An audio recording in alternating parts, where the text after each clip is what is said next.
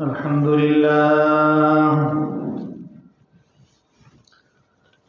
لله نحمده ونستعينه ونستغفره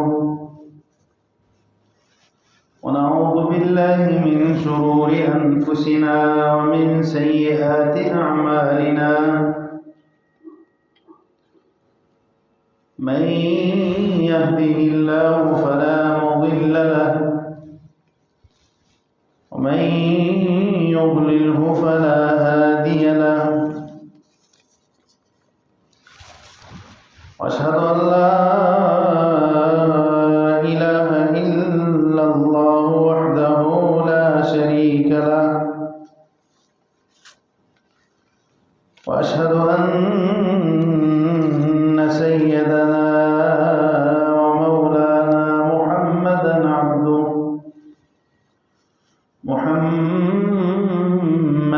عبده ورسوله. أما بعد فأعوذ بالله من الشيطان الرجيم. بسم الله الرحمن الرحيم.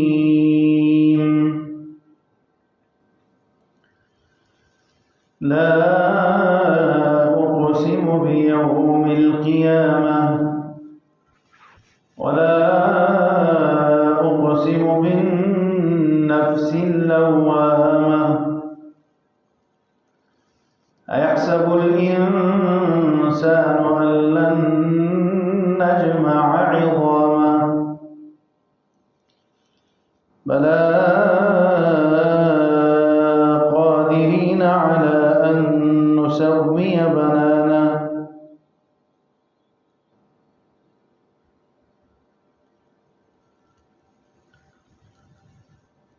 عزتمندو مسلمانانو،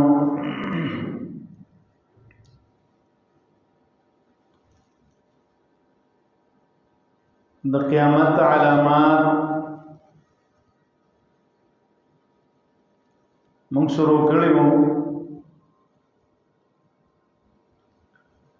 او د قیامت د علاماتو مقصد او مطلب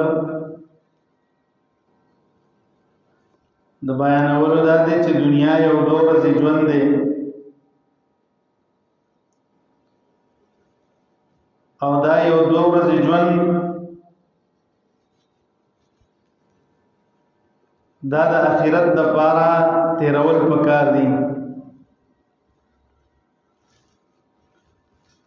چې انسان په الله سبحانه و تعالی نزدېکت الله ته خپل ځان حواله کول، الله ته خپل ځان صفا کول، د دې د وجې نه مونږ دا علامات د قیامت بیانو. هغه علامات د قیامت او د نښو د قیامت نه یو نښه او تیر جمعه مونږ بیان کړو د عمر بن الخطاب رضی الله تعالی عنه شهادت. بل نښه د قیامت د نښونه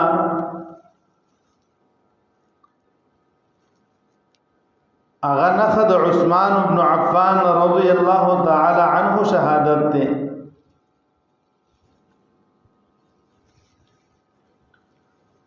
زکه دا نښه رسول الله صلی الله علیه وسلم بیان کړی او دا شوی دی.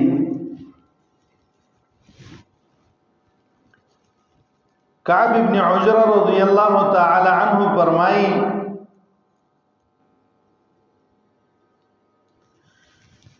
ذكر النبي صلى الله عليه وسلم الفتنة فقربها وعظمها. رسول الله صلى الله عليه وسلم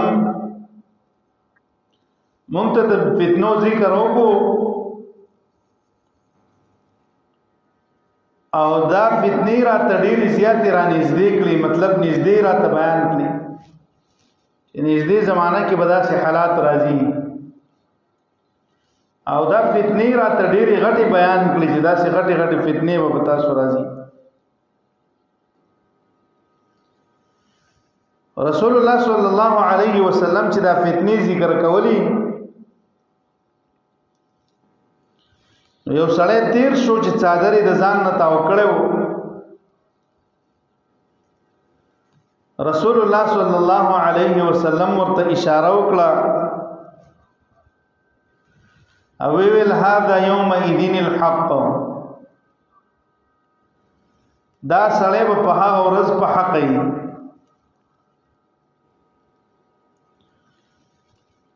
نو کعب ابن عجرة رضی الله تعالی عنه وی ما ورته د الله پیغمبر هذا یا هذا زلالم او ما د عثمان بن عفان رضی الله عنه صادر وچت امخ می ورلو وکتو. فاذا هو عثمان بن عفان رضی الله تعالی عنه، عثمان ابن عفان رضی الله عنه روان او رسول الله صلی الله علیه وسلم دا فرمایل چې دې سړي باندې با دسي مشکلات راځي، تکالیف به راځي او دا سړی په دغه وخت کې په حق باندې.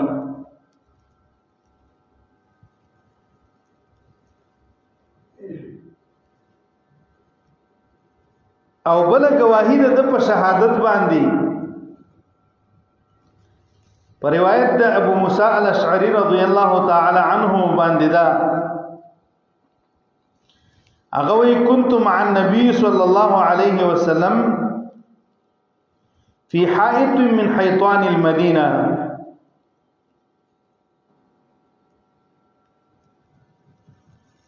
زاد رسول الله صلى الله عليه وسلم سره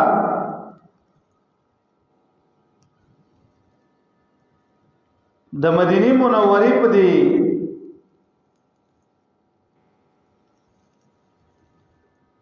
ډیر کو کې په وړه رکې باندې وما په باغونو کې دی یو باغ کې وما د مدینه منورې په یو باغ کې د رسول الله سره صلی الله علیه وسلم دا غسر ناستم او دی باغ نګیر چا پیر دیوالم چاپیرو دروازم وبکی. فجاء رجل فاستفتح، یو سړی راغی او اجازه وغوښتله چې زه دلته راشم. نو فقال رسول الله صلی الله علیه وسلم، ما ته رسول الله فرمایل کعب ابن ابو موسی الاشعری رضی الله عنه وی افتح له وبشره بالجنه، دا دروازه ورته کولاو کو د جنت زیره ورته ورته. ففتحت لهما ورته دروازه کولاو کړه فاذا هو ابو بکر رضی الله عنه، پس ناګهان ابو بکر صدیق رضی الله عنه دروازه مخې ته ولاړو.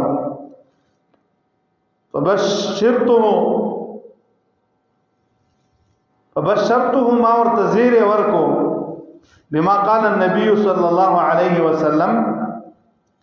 څنګه ما ته رسول الله ویلو. فحمد الله، دا الله حمدي ادا کو چې الله له تعریف دی چې ما ته الله جنت راکې خوشاله شو. او رسول الله صلی الله علیه وسلم په دې باغ کې دنه یو کوی دی هغه ته خپې ورکته کړی دی او دا ابو بکر صدیق رضی الله عنهم ورغه او دا خپې ور سره کتکلی کې ناست. لږ ساعت تیر شو بیا دروازه وټکی دا فجاء رجل فاستفتح، دروازه د کولاولو د دنه دراتلو اجازه ته سړی وغوښتو. فقال رسول الله صلی الله علیه وسلم فرمایل افتح له، دروازه ورته کولاو کا وبشره بالجنه، او د جنت زیره ولا ورکه.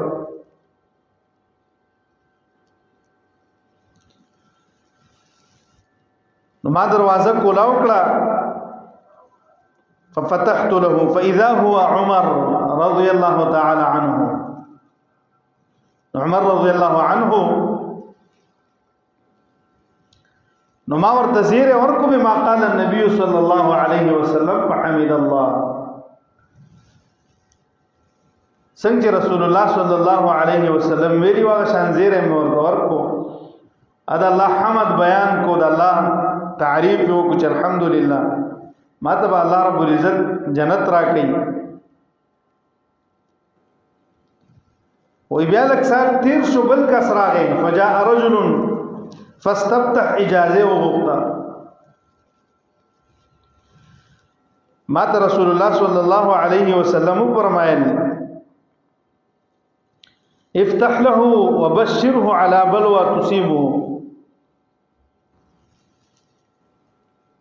زیره ورته ورکه دې سړی ته دروازه کولاو کو زیره ورته ورکا خدا مرته وای چې پتا به تکالیف او مصیبتونه مرضی. نو ما چې دروازه کولاو کړه نو هغه ته مې زیره ورکو او دا مې مرته ویل چې د الله پیغمبر صلی الله علیه فاذا هو عثمان رضی الله عنه. ما ورته زیره ورکو ما ورته دا وی چې د الله پیغمبر وی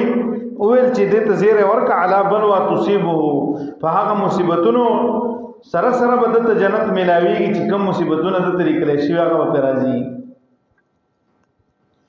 وای ما چې عثمان ابن عفان رضی الله عنه ته کله دا خبره وکړه نو فحمد الله حمد یو خو چې کله د مصیبتونو مورته نه ماته چې الله المستعان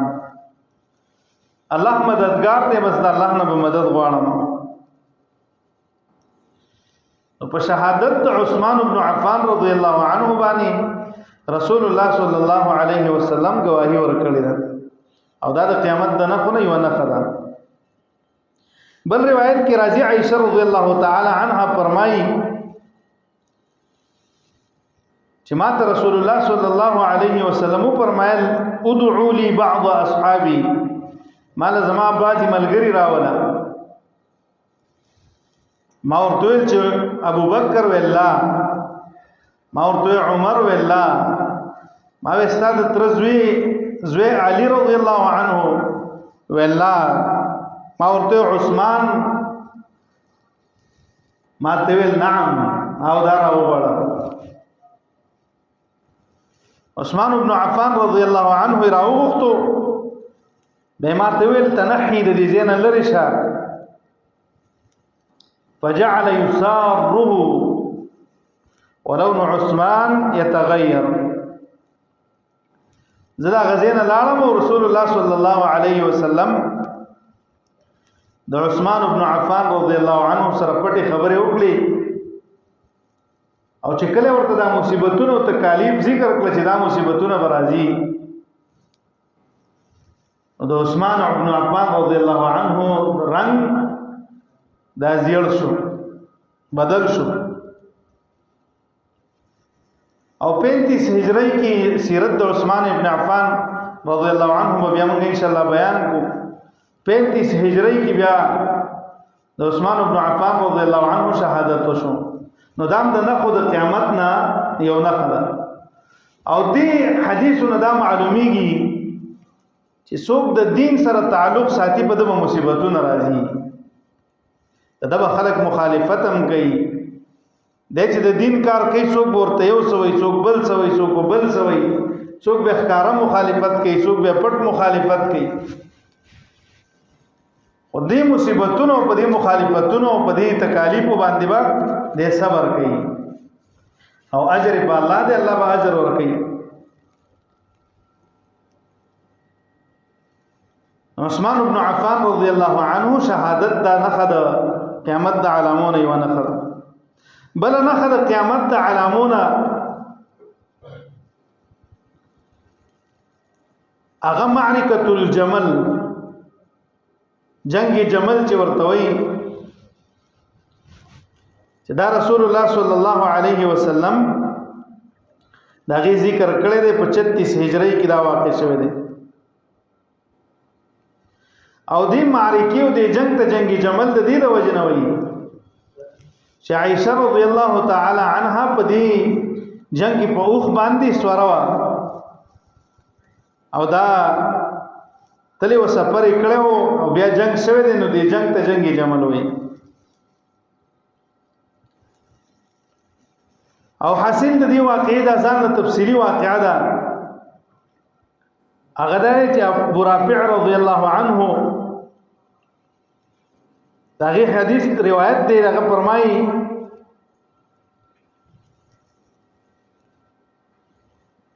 چې د علی رضی الله عنه ته رسول الله صلی الله علیه وسلم فرمایي انه سيكون بينك وبين عائشه امر ستاو د عائشه رضی الله تعالی عنها پمنس کې با یو مسله راځي او کار برازي او اختلاف برازي نو دی علی رضی الله عنه ورته انا زه قابل او زه تبي تاسو سره مخالفت راځي نو دی علی رضی الله عنه ورته د الله پیغمبر زه په ډېر بدبخت یم چې ما به ام المؤمنین عائشه رضی الله تعالی عنها سره مخالفت راځي رسول الله صلی الله علیه وسلم ورته فرمایل نا بدبخت بني ولكن اذا كان ذلك فرددها الى مأمنها کدا شکار راغې چرته دا مخالفت رالو او جنگ کېدنو دا خپل د امن زه ته ورسه خپل کور ته واپس کی او ځان تفصیلی واقعات چې هغه جنگي جمل څنګه شوه دي او مختصر دا چې طلحه او زبیر ابن العوام رضی الله عنهما دا دواړه عمرې ته تریو او الته عائشه رضی الله تعالی عنها د حج ورځې وی هغه التوا هغه سره ملاقات کو او په دې ملاقات کې دا خبره توی شو چې عثمان بن عفان رضی الله عنه هغه شهید شوی دی نو داغي د دې ویني تاسو داغي بدل غستل خو په کار دي چې مونږ یو کو هغه ورته دا خوري راخه خبره ده او دا به علي رضی الله عنه سره مونږه مشوره وکړو دا سره به ملاقات وکړو نو چا وی چې پلاني زه ته زو چرته به علي رضی الله عنه په سفر باندې چا وی شام ته بلار شو چا وی بصری ته بلار شو او خبره په دې باندې وشو چې بصری ته تیار شو او بصری ته دا صحابه کرام او عائشه رضی الله تعالی عنها دا روانه شو اعلی ابن امیہ دای د دې لخر مشر کو او عائشه رضی الله تعالی عنها ته دی اعلی ابن امیہ رضی الله عنه دی ورته وخم ورکړو نو په دا وخ باندې دا سوراو داسي چې لک سفر یو کو الحواب ورته وی غل الحواب ته چې ورسېدل نو ال تسبو غپا شروع کړه عائشه رضی الله تعالی عنها ویل دا کم زیاده دې صحابه کرام ورته دا هما الحواب دي د حواب وبدي عائشه رضی الله تعالی عنها دې صحابه ته ویلو چې مونږ به واپس شو د دې جنازه زمو واپس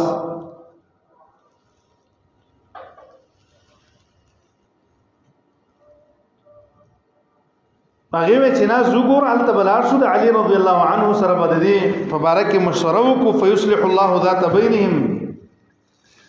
د دې په منځ کې به الله فیصله وکړي صلح وکړي دا خلق جو عثمان بن عفان رضی الله عنه شهید کړي دا غي پته به ولګي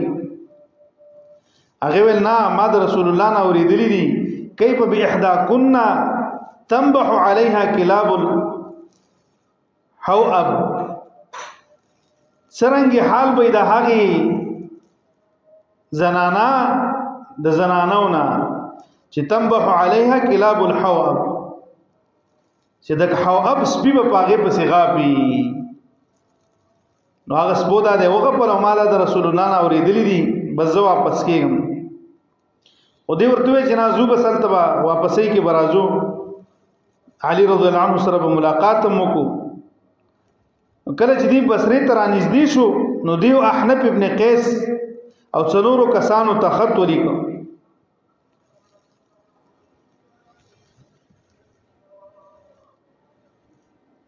نو عثمان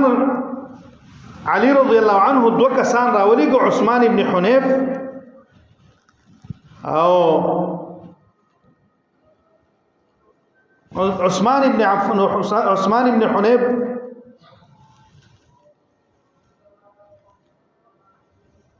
دیو دو کسان راولېږل، یو عمران ابن حسین او ابو الاسود دویلی چې تاسو لاړ شئ د دې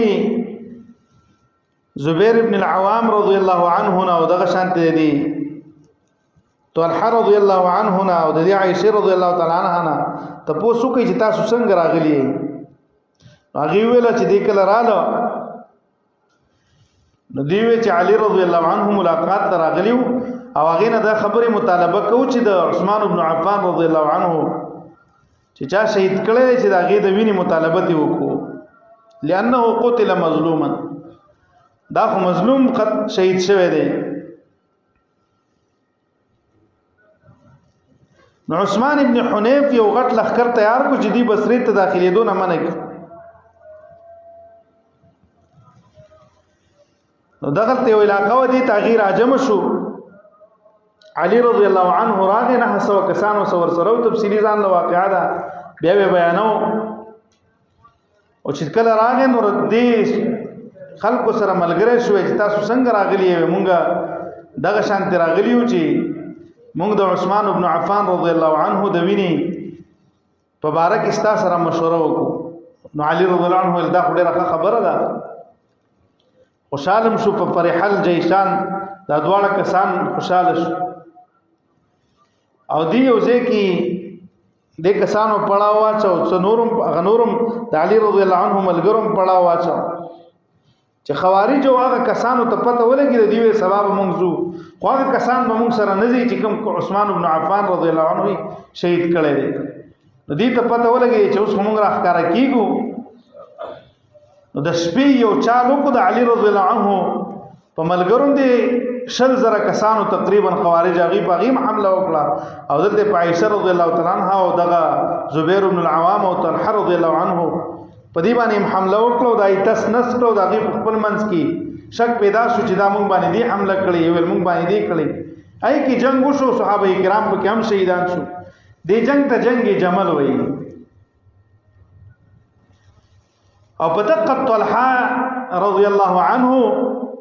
او زبیر رضی الله عنه دا دواړه په دغه جنگي جمل کې شهیدان شوي دي.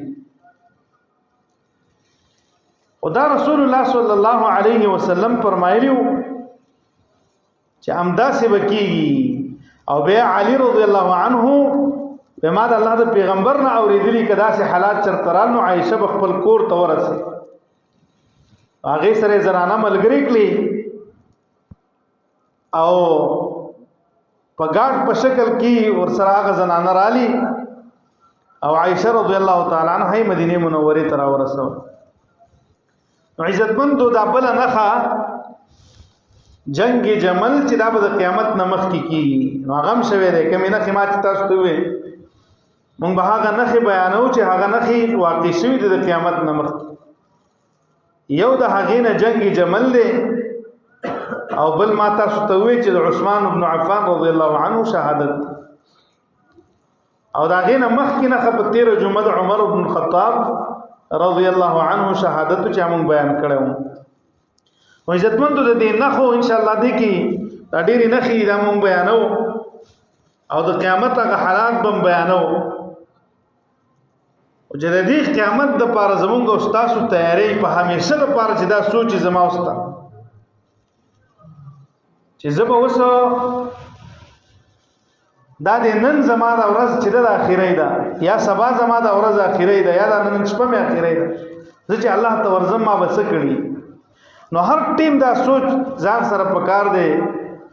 دا سینه چې الله سبحانه و تعالی ته په داسې حالاتو کې ورشم زنا پرمانه ما د الله نه پرمانی کړی. نو هر ټیم د آخرت د پاره تیارې پکار دی، هر ټیم د آخرت د پاره تیارې پکار. او دا زتا شو ته بار بار وایم اذا اصبحت فلا تنتظر المساء. ابن عمر رضی الله عنهما فرمایي کله چې سبا شي بیا د بیګا انتظار مکو. و اذا امسيت فلا تنتظر الصباح، کله چې بیګا شي بیا د سحر انتظار مکو. هیڅ پته نه لګي کېدې چې دا شپه ستا اخري، هیڅ پته نه لګي دا ورځ د اخري. تاسې ځوانان مونږ ولیدل د کور نه وځي مازیګر او ماښام راشي اعلان یې وشي پلانې وفات شوی دی، ولې اکسیډنټ یې کړی، هارټ اټیک ورته شوی او دا کار وشو دا وشو. عزتمندو همیشه دپاره ځان تیار د آخرت دپاره ساتل پکار دي چې آخرت هم الله ښایسته کړي. الله یې عمل کولو توفیق راکړي. اقول قولي هذا واستغفر الله لي ولكم ولسائر المؤمنين. الله ګناهونه مو معاف کړي، آخرت هم ښایسته کړي، د قبر د حشر د میزان د عذاب نه مو ساتي. عمل نامه موږ ټولو ته